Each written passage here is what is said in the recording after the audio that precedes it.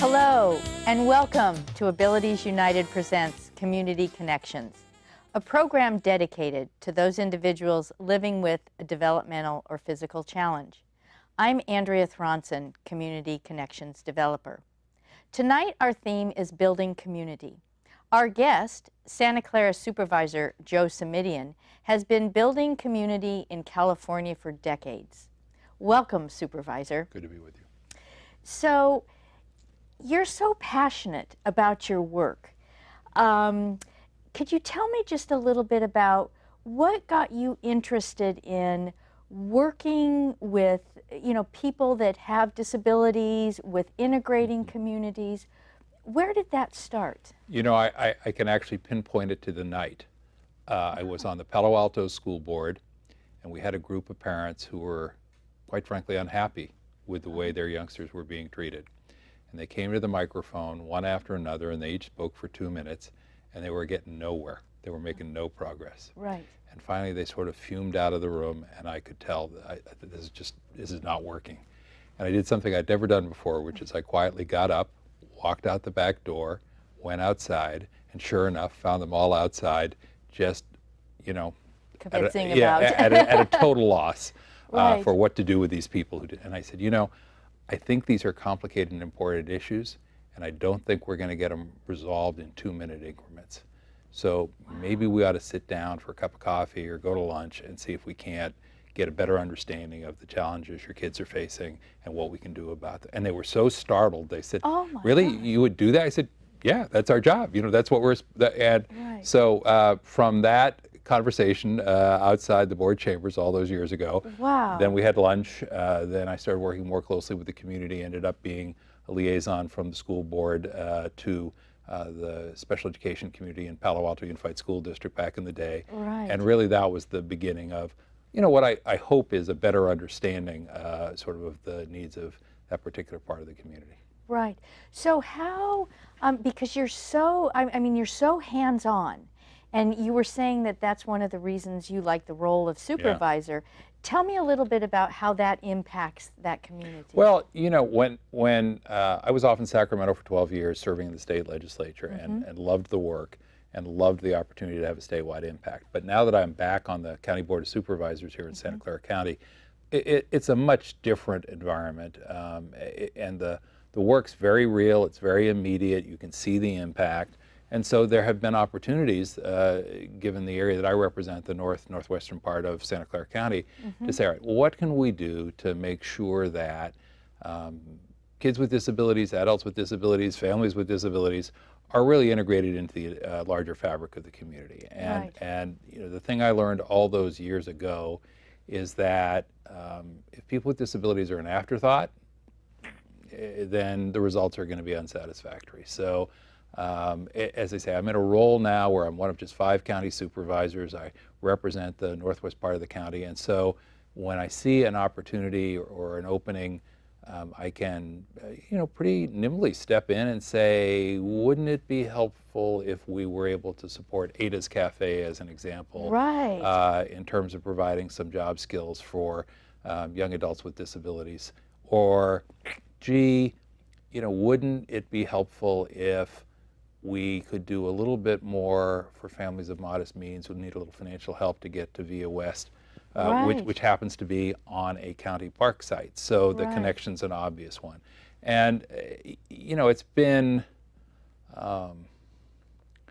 very gratifying to sort of see the opportunities and be able to actually respond to them in real time and sort of at a ground level, if you will.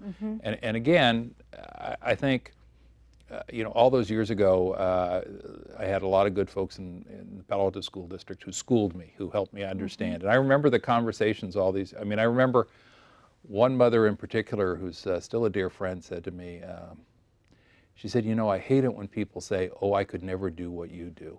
And she said, and she was a parent of a Right. special, and I said, well, why? And she said, well, I know they mean well, but there's a suggestion there that somehow I have a special gift or talent that makes this easier for me than it would Wow. be for anybody else. Wow. And, I'd never thought about it until she put it that way. And I thought, yeah, that's, every single day you get up and you take care of your kiddo and you wonder, okay, what is it going to take me to give my kid a complete experience that any other kid would have, and to Right. grow into the kind of young adult that's happy and whole and healthy. And so, as I say, I feel like I learned a lot. I'm still learning all these years later, but what I learned then is sort of been put to use in the meantime, and I feel good about that.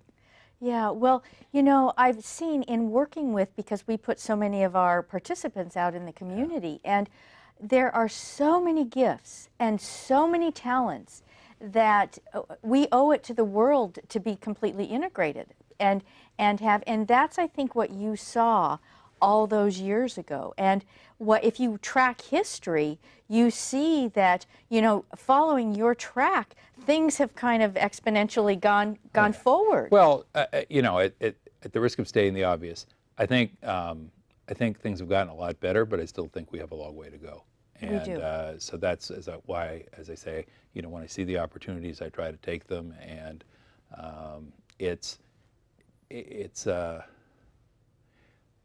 I think it's one of the things I like about the place that I represent, which is I think if people have the information, if they get the cue, if they're in the know, they want to do the right thing. They want to be Right. inclusive.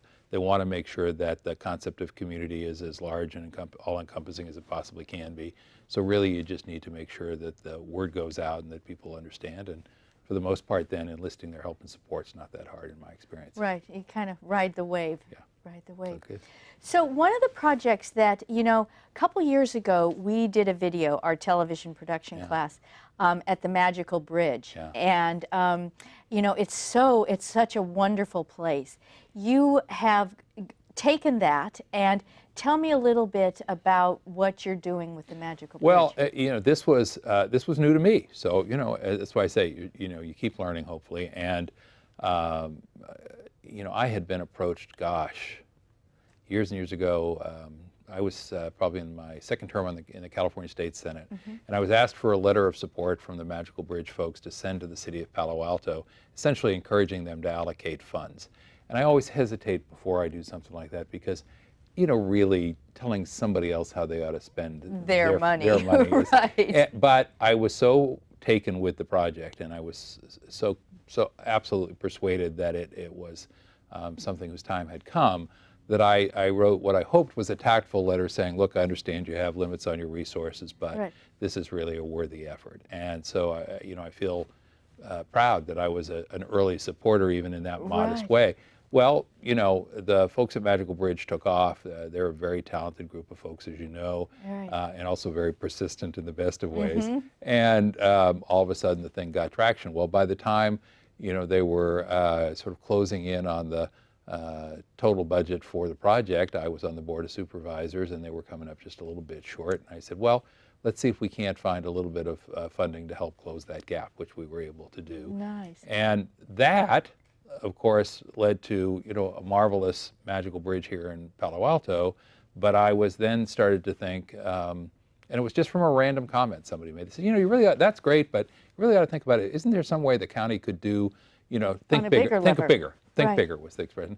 And, you know, that was it. And then it just rolled around for a while, and I thought, you know, this really is what a playground ought to be. And you know, I think it's easy to dismiss a playground as the notion of an all-inclusive playground is not a playground for children with disabilities. An all-inclusive playground is a all-inclusive playground, meaning every kid in the neighborhood should feel comfortable playing. Right. Every kid in the neighborhood should not only feel comfortable playing there, but their family should all feel comfortable being there with them, whether it is seniors, whether it's other family members who have disabilities, whether it's the brothers and sisters where the abilities may be different.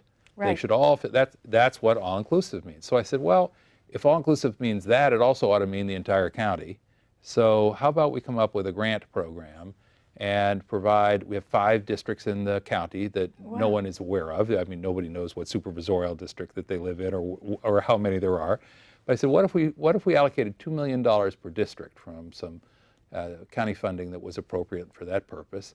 Then if we use that as matching funds, we could leverage it to produce even more money throughout every part of the county, north, south, east, west.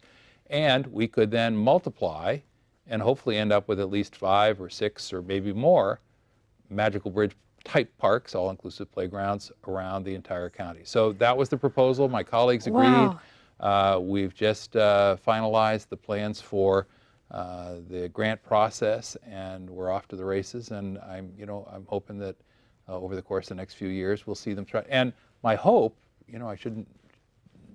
my hope is that we can not only expand the concept around, we have the Rotary Play Garden in San Jose, but if we could do this throughout the entire county, then maybe other counties around the state or the nation will say, well, if Santa Clara County can figure out a way to do half a dozen, why can't we do it? So the hope is that we not only do a good thing for the kids and families who are here today, but that we start a movement, grow a movement, and see what we can do beyond our own boundaries. That's perfect. Let's give the viewers a look at our TV production class did a video on the Magical Bridge. So let's have a look at what we're talking about.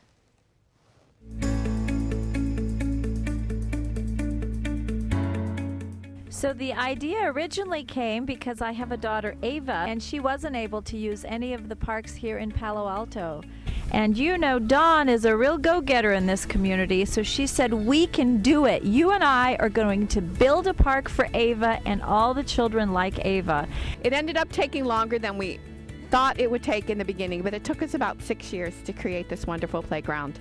So I really enjoy the enthusiasm and the joy that I see on the children's faces when we say, we're going to the Magical Bridge. We feel that all playgrounds should be like the Magical Bridge, designed and built for children and families of all abilities. We are so thrilled at Milestones Preschool and at Abilities United to have Magical Bridge Playground here. It's a perfect community setting where our kids in Milestones can really help meet a lot of their developmental goals, play, gross motor, social skills, turn taking, you name it. It's fun. I get to meet my mommy and daddy, my whole family, because I like all the instructions. How fun is the playground for you? It's very, very, very fun. We had an artist from San Francisco create these stepping sounds. So as you come through here, it changes with different natural sounds like walking through snow, walking through leaves. The equipment are developmentally appropriate for each child, and all the different equipment too is just a great way for the children to explore and have good gross and fine motor skills. Differences disappear, and you start to play with children and parents, and you don't notice how they're different from you, but you notice what makes them similar to you. You can have fun in a playground designed for everybody. Is the playground good for all ages? Yeah, for all the people in all ages. Or do we need more magical bridges? Because we have had hundreds, really hundreds of communities around the world asking us for playgrounds like Magical Bridge, we are forming a new group and going to be doing exactly that. Seeing this park be completed and watching both young and old people enjoy the thrill of being able to participate in play that otherwise they would never be able to do is why we did all of this. This park is all about magic and everyone feeling welcome and being kind to each other.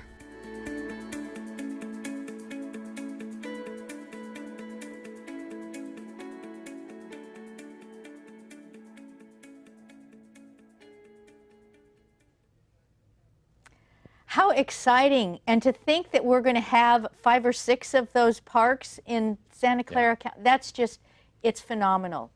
In segueing that, what would you say would be an ideal community, including, jobs, housing, integration, inclusiveness? What are you working towards? Well, in terms of people with disabilities, I think, I want to go back to the comment I made earlier, which is, if people with disabilities are an afterthought in the conversation, then you're probably not going to have a good result. I mean, you just have to ask yourself, whenever you do, I have a background in urban planning, I've got a master's in city planning along the way, I'm a certified American Institute of Certified Planners. This is, and it's, it's too easy to sort of go towards the middle of the bell-shaped curve in terms of who you designed for, who you planned for. And you have to ask yourselves, all right, what about the rest of the community? Right. What about folks who may be smaller in number, but who have a particular set of needs or abilities? and have we designed a community that is inclusive for them? And you know, years ago I worked on an affordable housing project, and I remember, you know, people thought we were out of our minds because we were designing units for people with acoustic disabilities or with wheelchair access needs. And you know, now, I mean, one of the things so great about Magical Bridge is, you know, we've gone so far beyond that in terms of understanding the wider range of needs. You know, what about the kids and the families who have autism to manage, or what about the kids and the families who have other kinds of issues altogether? So where I come from, it is, you know, have you really been inclusive in the sense of the entire community? And have you asked yourself, you know, am I thinking about this in terms of how I can capture the strengths and abilities that people bring, rather than overemphasizing the word disabilities? Because you know, I don't know a community that is doing so well it can afford to neglect the abilities of the people who are identified as people with disabilities, but who nonetheless can bring an awful lot to the table if we just open our eyes to that possibility. So. Well, exactly, and it's like any large community. It has low income. It has, you know, there's different pockets everywhere, and each pocket has its niche of brilliance, and that's where we work as a whole, and that's where the system functions, you know, like a whole. It's like a tree with branches and roots and leaves. I think, you know, you mentioned the issue of income. I'm going to go back to the school board days all those years ago. I remember when state funding was cut for transportation, so school buses were suddenly a luxury. And you know, somebody said, well, you know, we can just charge $200 a kid. You know, people can afford that. Now, this is back a lot of years. Right. And I remember saying out loud, well, not everybody can afford that. You know, a couple of youngsters, $400 out of pocket for a working family, a single parent, that's a lot of money. So, as I say, you just kind of have to keep asking yourself, am I looking beyond my own immediate circle of friends or family or workplace acquaintances to the entire community, and are we thinking about and designing for and planning for that entire community? Right. Well, and if you think about it, it's, you know, it's the world has all different populations in it, has all different peoples, and that's a community that works, you know, amongst itself and can really function wholly. Well, and you know, again, as I said, I think you know, we're fortunate. We're in an area where people want to do the right thing, but I think sometimes when people talk about, you know, diversity or inclusivity, they think about that in a relatively limited way. Could be gender, could be race or ethnicity, but those phrases or those terms mean a whole lot more than that, which is why there's an abilities and why there's a show. So good for you. Yeah. Well, speaking of communities, we've got a member in the community who has created a very unique situation at his home. So let's have a look at what our television production class filmed over this last winter.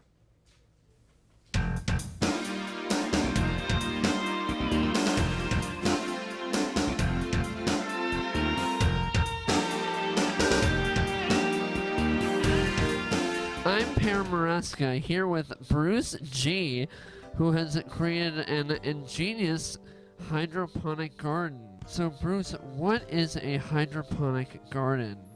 A hydroponic garden is where I grow vegetables in water, where normally the plants will get nutrients from the soil as you water it.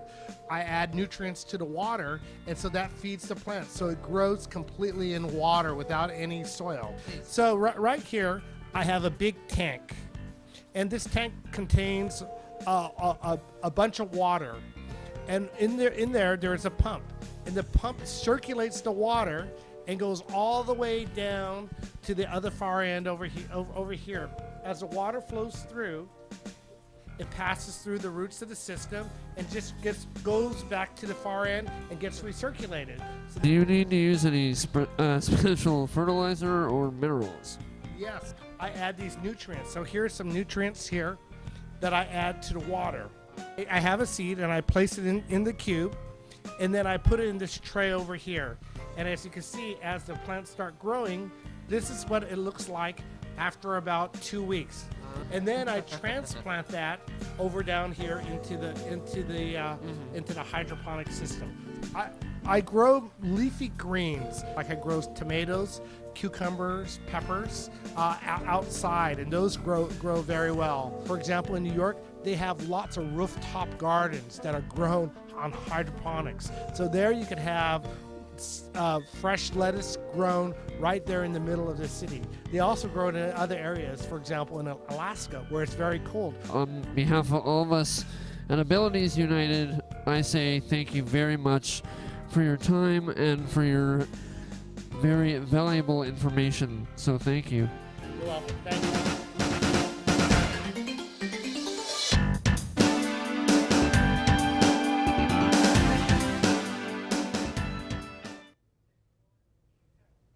What a great example of community in our area.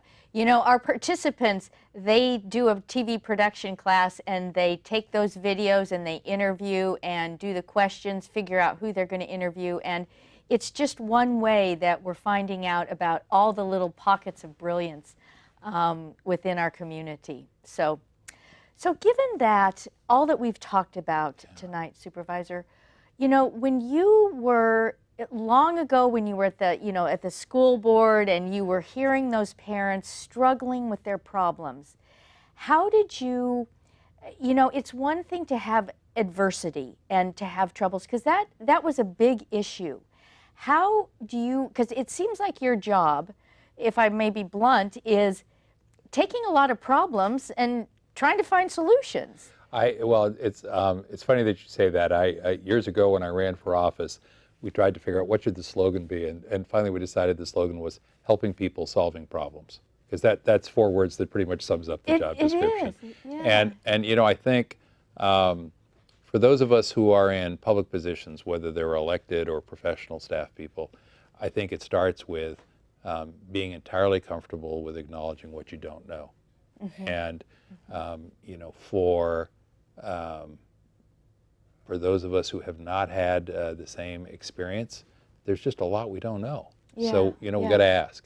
I think for folks who feel like the system is not always as receptive as it can or should be, I think it might be helpful for them to keep in mind that that's often a function not of disinterest or lack of concern, but again, a simple ignorance. And I don't mean that word pejoratively. I just mean people can't be responsive to challenges that they don't understand or even know exist.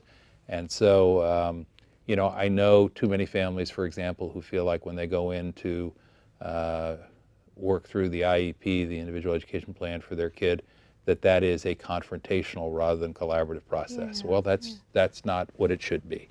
But a lot of that is a function of sort of not understanding. And so my experience over the years has been that if people will take the time, you know, and I want to be very clear, I'm not saying this in a warm and fuzzy way. I'm saying this in a very practical way, which is until and unless people understand the nature of the need or the challenge, they can't be helpful. Right. And frankly, we shouldn't be surprised that they aren't taking the initiative to anticipate and respond. So, you know, having those conversations may feel like it's a constant chore. I understand that, but they really are essential to creating systemic responses that are more inclusive and they're more welcoming and they're more helpful in terms of day-to-day needs and challenges. So how can we as individuals, what kind of attitude can we adopt about building community and strengthening ourselves? What would you say to that? Well, I'd say, first of all, it's probably a little presumptuous for me to answer the question, but since you asked, I would say I think it's important for folks in the community who don't have these experiences, who don't have this background, to own what they don't know. That's a start, as I said. I also think, in my experience, people don't want sympathy. Sympathy is actually a little off-putting. What people want is respect, and what they deserve and are entitled to is respect. So coming at it at these issues in a respectful way, rather than in a way that could be perceived as patronizing or even sympathetic, I think is an important part of having honest conversations with people about how you can understand more and better. And you know, again, maybe I'm just being unduly optimistic, but it's been my experience that in our area, people care. People are fundamentally wanting to do the right thing. Right.